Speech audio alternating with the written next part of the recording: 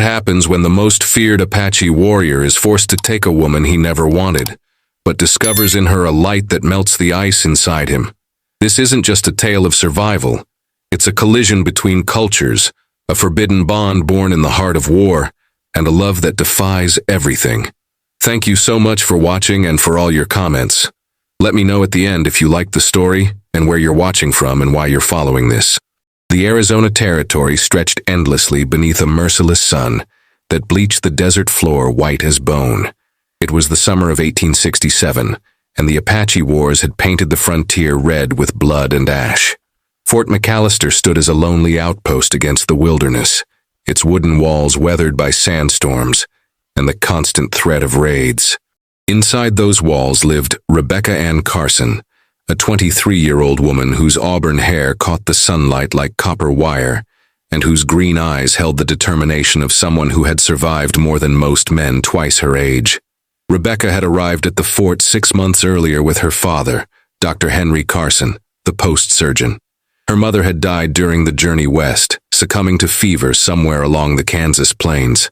The loss had hardened something in Rebecca, transformed her from a sheltered Philadelphia girl into a woman who could dress wounds without flinching and stare down death without blinking. She had learned to handle a rifle, to ration water during droughts, and to read the horizon for signs of approaching riders. The frontier demanded strength, and Rebecca had found reserves within herself she never knew existed. The fort's commander, Captain James Rutherford, was a career soldier with gray streaks in his dark beard and eyes that had seen too many battles. He ran Fort McAllister with iron discipline, but even he couldn't prevent the increasing tensions with the Apache bands that roamed the surrounding mountains. The latest conflict had begun 3 weeks ago, when a group of Apache warriors, led by the legendary hunter known as Neshoba, had raided a supply wagon heading to the fort. 2 soldiers had died in the attack, and Captain Rutherford had vowed retribution. Neshoba was a name spoken in whispers around the fort. The soldiers described him as a phantom, a warrior who could track a man across solid rock and disappear into the desert like smoke. They said he was the fiercest hunter among the Chiricahua Apache, a man who had counted more than 50 coups in battle and whose arrows never missed their mark. The Apache respected him as a protector of their people, a defender of the old ways in a world being consumed by the white man's expansion. But to the soldiers at Fort McAllister, he was simply the enemy, a savage to be hunted down and eliminated. Rebecca had heard these stories during the long evenings when soldiers gathered around fires, sharing tales of frontier violence over coffee and tobacco. She had learned to distinguish truth from exaggeration, to separate fact from the mythology that grew around dangerous men. What she knew for certain was that Neshoba had never harmed women or children during his raids, that he took only what his people needed to survive, and that he fought with a code of honor that many white soldiers lacked. This knowledge didn't make him any less dangerous, but it complicated the simple narrative of savagery that Captain Rutherford preferred. The morning everything changed began like any other. Rebecca was in the fort's small infirmary, helping her father organize medical supplies that had arrived in the latest supply train. The wooden building smelled of carbolic acid and dried herbs, a combination that Rebecca had grown to associate with both healing and death. Her hands moved efficiently through bottles and bandages, cataloging everything while her father checked his surgical instruments. "Rebecca," Dr. Carson said, his voice gentle but tired.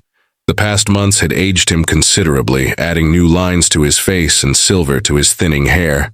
"I want you to know that I'm proud of how you've adapted to this life. Your mother would be proud too." Rebecca looked up from her work, meeting her father's eyes. "Papa, we don't need to speak of—" The conversation was interrupted by a commotion outside, shouting voices, the sound of horses, and then Captain Rutherford's bark of command. Rebecca and her father exchanged glances before rushing to the door.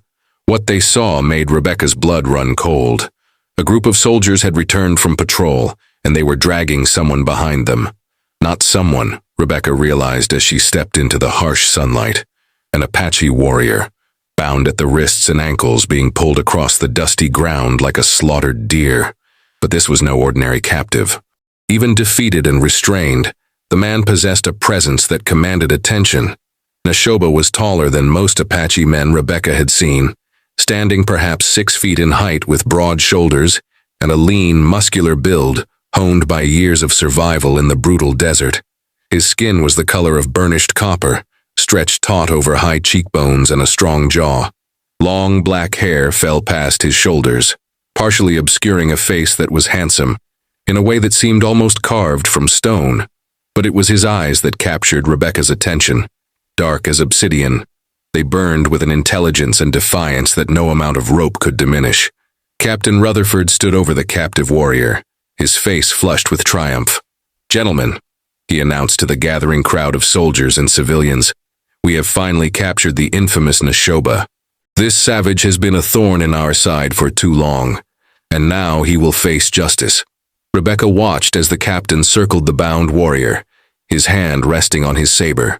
Neshoba remained silent, his face impassive despite the ropes cutting into his wrists and the blood trickling from a wound on his temple.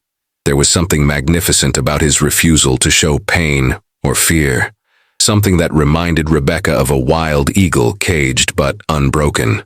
"String him up," Captain Rutherford commanded. "We'll make an example of him at dawn." "Captain," Dr. Carson stepped forward, his medical bag in hand. "This man is wounded. At least allow me to treat his injuries before we hang him?" Rutherford laughed coldly. "What difference does it make, Doctor? He'll be dead by morning anyway." Rebecca felt something twist inside her chest.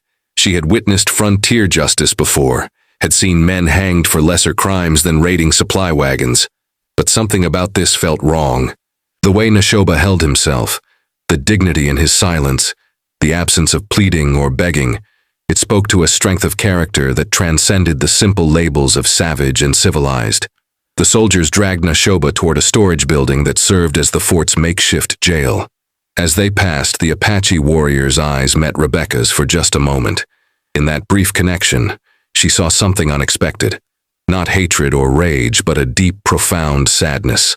It was the look of a man who had fought for his people and lost, who knew his death would change nothing in the inevitable tide of history sweeping across the land. That evening, Rebecca couldn't eat dinner.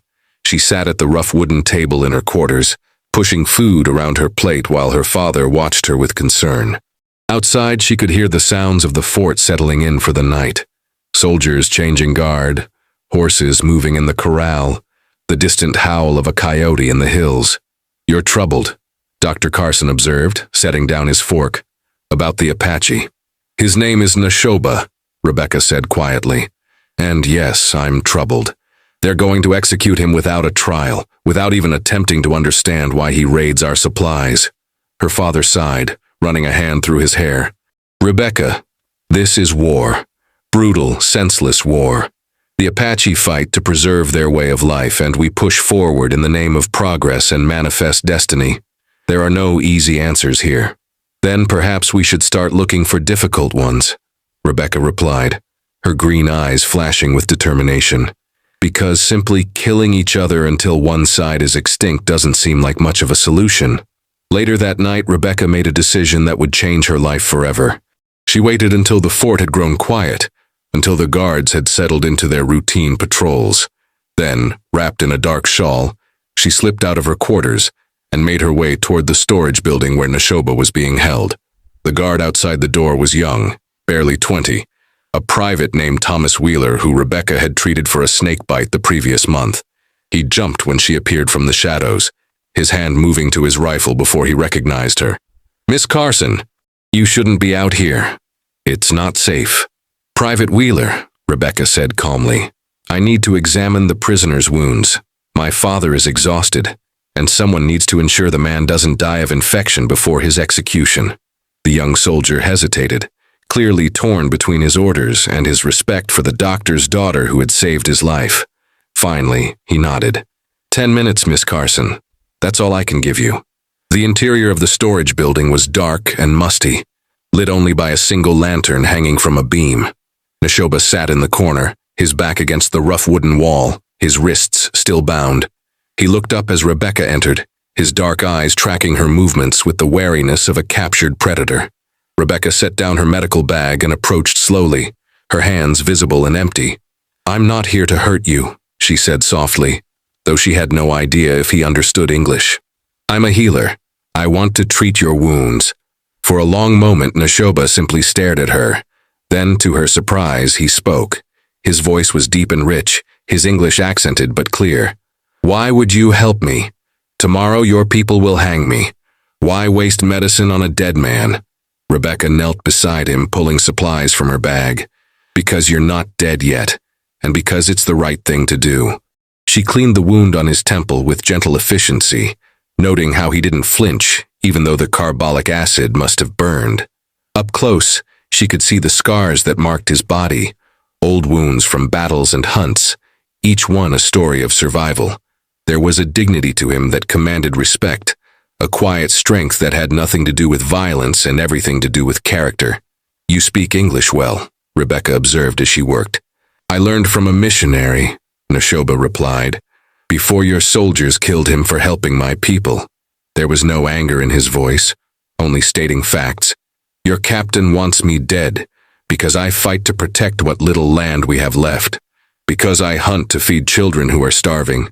This is what your people call justice." Rebecca's hands paused in their work. "Not all of us believe this is justice. Some of us see the injustice in what's happening here." Neshoba's eyes studied her face, searching for deception and finding none. "You are different from the others. I see it in your eyes. You have known loss. You understand pain." "My mother died on the journey here," Rebecca said quietly, surprising herself with the admission. "I watched her fade away day by day, unable to help her. So yes, I understand loss." "Then you understand why I fight," Neshoba said. "My people are dying, not from bullets, but from hunger and disease and broken promises. I fight because I must, because if I do not, I dishonor those who came before me." They talked through the night, their conversation flowing from topic to topic. Neshoba told her about his childhood in the mountains, about learning to track deer before he could walk steadily, about the Apache belief that all living things were connected in a great circle of life. Rebecca shared stories of Philadelphia, of a world so different from the desert that it might as well have been another planet, of her dreams of becoming a real doctor at a time when women were barely allowed to assist. As dawn approached, Rebecca realized something extraordinary had happened. In the space of a few hours, this Apache warrior had transformed from an abstract enemy into a real person, complex, intelligent, and deeply human. The realization terrified her because she knew what the morning would bring. "I have to go," she said reluctantly, gathering her supplies. "The guards will be changing soon." Neshoba nodded, his face grave. "Thank you, Rebecca Carson. You have given me a gift tonight. You have reminded me that not all white people are the same, that some still possess honor and kindness." Rebecca stood, but found herself unable to leave. "There has to be a way to stop this. There has to be something." "There is no way," Neshoba interrupted gently. "Your captain has made his decision. I accept my fate. I only ask that you remember our conversation, that you remember I was more than the savage they will say I was." Rebecca left the storage building with tears streaming down her face. She returned to her quarters and waited for dawn, her mind racing through impossible plans and hopeless scenarios. But as the sun began to paint the eastern sky pink and gold, she heard the commotion that meant the execution was about to begin. She couldn't watch. She stayed in her room, hands pressed over her ears to block out the sounds. But then came shouting, the thunder of hoofbeats and gunfire. Rebecca rushed to her window and saw chaos erupting across the fort. A band of Apache warriors had attacked, emerging from the desert like avenging spirits. They rode with deadly precision, their arrows finding targets with lethal accuracy. But this wasn't a raid for supplies or revenge. This was a rescue mission, and at its center was a warrior Rebecca would later learn was Neshoba's younger brother, a fierce fighter named Elan. The fort's soldiers scrambled to defend themselves, but they had been caught completely by surprise. In the confusion, the storage building's door burst open, and Neshoba emerged, his bonds cut by one of the rescuers. For a moment he stood in the center of the chaos, and his eyes found Rebecca at her window. Their gazes locked across the distance, and something passed between them.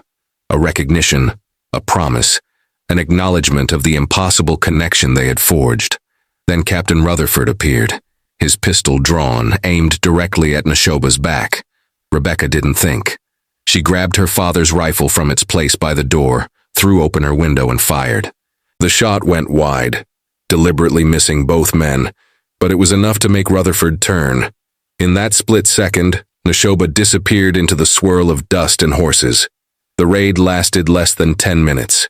When it was over, Neshoba and his rescuers had vanished into the desert, leaving behind 3 wounded soldiers and a fort in complete disarray. Captain Rutherford was apoplectic with rage, demanding to know who had fired the shot that allowed Neshoba to escape. Rebecca said nothing. She returned her father's rifle to its place and sat down, her hands trembling with the enormity of what she had done. She had aided the enemy, had directly interfered with military justice. If anyone discovered the truth, she could be court-martialed, imprisoned, or worse. Days passed. The fort increased its patrols, doubled its guards, and waited for retaliation that never came. Rebecca went about